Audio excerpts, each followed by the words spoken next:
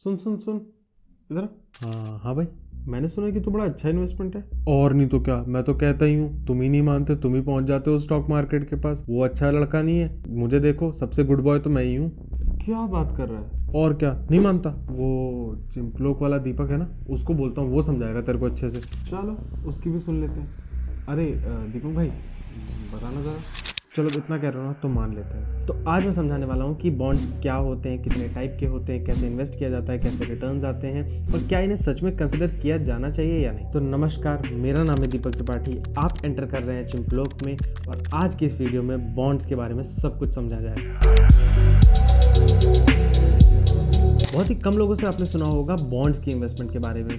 कोई बात नहीं करता, क्योंकि हमारी कंट्री में ना ज़्यादा नॉलेज नहीं है इसके अराउंड। बॉन्ड्स एक टाइप का लीगल उधार लेना होता है, एक टाइप का अग्रीमेंट, जिसे जो एंटिटी ये अग्रीमेंट इशू कर रही है वो रिटर्न में देती है कि मैं आपसे इतना पैसा ले रही हूँ, इतने टाइम के बाद मैं आपको इतना आपका प्रिंसिपल यानी कि जो आपने इन्वेस्ट किया है और इतना इंटरेस्ट जोड़ के इतना टोटल अमाउंट आपको दूंगी। तो ये जो भी उधार दिया गया पैसा, उस पर एक लीगल एग्रीमेंट बनता है, इसी को बॉन्ड कहते हैं। बॉन्ड्स कोई भी इशू कर सकता है, उधार तो कोई भी दे सकता है ना। पर अगर हम एक बड़ी पिक्चर में देखें तो ये दो टाइप के होते हैं, एक गवर्नमेंट और एक कॉर्पोरेट। गवर्नमेंट के केस में स्टेट गवर्नमेंट और सेंट्रल गवर्नमेंट दोनों ये बॉन्ड्स इशू करती हैं, और कंपनी के केस में किसी भी टाइप की प्राइवेट या पब्लिक कंपनी ये बॉन्ड्स इशू कर सकती है। अब आज की इस वीडियो में जब सब कुछ दो टाइप का हो रहा है तो भाई इन्वेस्टमेंट का तरीका एक कैसे हो सकता है? ये भी दो टाइप का है। बॉन्ड्स में प्राइमरीली आप दो तरीके से इन्वेस्ट कर सकते हैं, एक बॉन्ड का म्यूचुअल फंड लेना और दूसरा बॉन्ड्स में डायरेक्टली इन्वेस्ट करना। अब अगर आपने किसी बड़े ब्रोकर के पास अपना ब्रोकिंग अकाउंट खोला हुआ है तो आपका ब्रोकर आपको दोनों टाइप से बॉन्ड्स में इन्वेस्ट करने की फैसिलिटी देता है। जहां से भी आप म्यूचुअल फंड खरीदते हैं वहां पे अगर आप सिर्फ बॉन्ड सर्च करोगे तो आपको बहुत सारी कंपनीज के अलग अलग ऑप्शंस मिल जाएंगे, जिसमें वो सेंट्रल गवर्नमेंट के बॉन्ड्स हो सकते हैं, कॉर्पोरेट बॉन्ड्स हो सकते हैं, स्टेट गवर्नमेंट के बॉन्ड्स हो सकते हैं, सभी ऑप्शंस आपको वहां मिल जाएंगे। दूसरा डायरेक्ट इन्वेस्टमेंट, इसका भी ऑप्शन आपका ब्रोकर आपको दे देगा। अगर आपको नहीं मिलता है अपने ब्रोकिंग पोर्टल पे तो आप आरबीआई के पास अपना एक डायरेक्ट अकाउंट खोल सकते हैं और वहां से आप स्टेट और सेंट्रल गवर्नमेंट के बॉन्ड्स में डायरेक्टली इन्वेस्टमेंट कर सकते हैं। मेजरली जो भी ब्रोकर्स बॉन्ड्स में डायरेक्टली इन्वेस्टमेंट करने का ऑप्शन दे रहे हैं उनका और आरबीआई में अकाउंट खोलने का, दोनों का लिंक मैं डिस्क्रिप्शन में दे दूंगा। अब बॉन्ड्स के रिटर्न समझने के लिए सबसे पहले ये समझना जरूरी है कि बॉन्ड्स में इन्वेस्ट क्यों किया जाता है। जो भी कंपनी या गवर्नमेंट बॉन्ड्स इशू कर रही है वो इशू कर क्यों रही है? अब अगर किसी भी गवर्नमेंट या कंपनी को पैसों की जरूरत है और वो अपनी हिस्सेदारी नहीं देना चाहती, साथ ही अगर बैंक से लोन लेगी तो 10-12% का इंटरेस्ट पड़ जाएगा, तो वहां पे उनके पास एक ऑप्शन होता है जहां पे वो आपसे यानी नॉर्मल पब्लिक से उधार लेती है पैसों का और आपको एक फेयरली अच्छा इंटरेस्ट रेट देती है, जो कि बैंक लोन से इंटरेस्ट कम होता है, लेकिन एफडी से आपको ज्यादा इंटरेस्ट मिलेगा ताकि आप इन्वेस्ट करें वहां पे। तो क्योंकि बॉन्ड्स किसी स्पेसिफिक रीजन के लिए इशू किए जाते हैं, तो जब तक वो रीजन पूरा नहीं होता तब तक पैसे भी वापस नहीं किए जाते हैं। तो इसीलिए अलग अलग बॉन्ड्स अलग अलग टाइम पीरियड के लिए इशू किए जाते हैं, जिसके बीच में आपका पैसा ब्लॉक रहता है। आसान भाषा में मैच्योरिटी पीरियड अलग अलग होता है अलग अलग बॉन्ड्स का।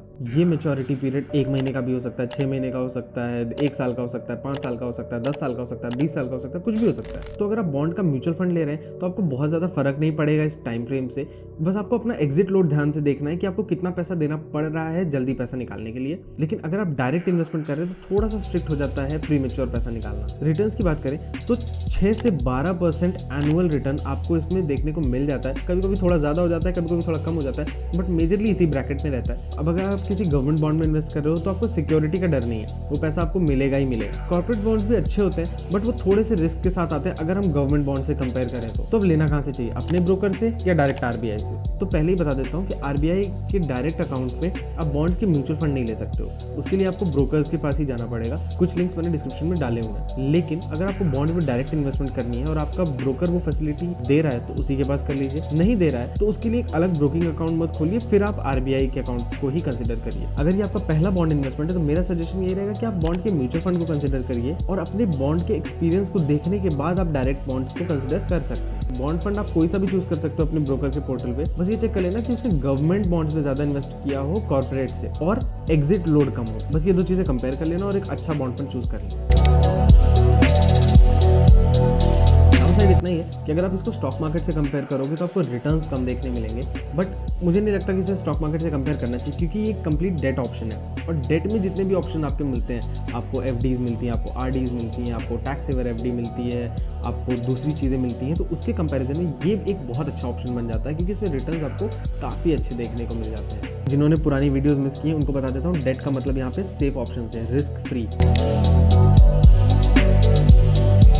में टैक्सेशन थोड़ा सा ट्रिकी है, बट अगर मैं एक जनरल वे में समझाऊं तो अगर आप किसी बॉन्ड को 2 साल या उससे ज़्यादा के लिए रखते हैं और फिर उसको बेचते हैं या फिर उसकी मैच्योरिटी होती है, तो जो भी आपको इंटरेस्ट मिलेगा, इंटरेस्ट पे 10% आपका टैक्स बनेगा। और अगर आप किसी बॉन्ड को 2 साल या उसके कम पे बेचते हैं या उसकी मैच्योरिटी होती है, तो उसका जो भी इंटरेस्ट आया है वो आपकी टैक्सेबल इनकम में ऐड हो जाएगा और आप अपने टैक्स स्लैब के हिसाब से ही टैक्स देंगे। तो यार इतना था इस वाली वीडियो के लिए। कमेंट्स में बताना कैसी लगी थी, और इस डेट इन्वेस्टमेंट को ट्राई करना और अपना एक्सपीरियंस भी शेयर करना कमेंट्स में कि कैसा एक्सपीरियंस था आपका। मिलते एक नई फाइनेंस वीडियो में, तब तक चिंपलो को लाइक, फॉलो, सब्सक्राइब, शेयर जो कर सकते हो कर लो, सब कर लो। सारे लिंक्स डिस्क्रिप्शन में है। Thanks for watching.